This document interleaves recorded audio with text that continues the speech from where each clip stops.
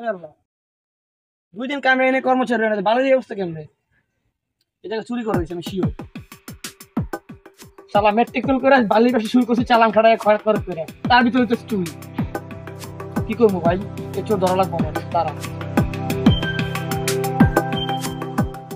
শোনো নাইন, অনেক প্রয়োজন মনে করে তোমাকে আমি ডাকছি। আমার বালি গড়ি থেকে দৈনিক অনেকবারই চুরি দিতেছে, আজকে চোর ধরা পড়বে, ফান পাচ্ছি, তোমাকে নিয়ে আমি ধরবো। আমি একলা কিছু করতে পারবো না, কারণ চোর অনেকগুলা। চলো তুমি আমাকে একটু সাহায্য করো, চলো।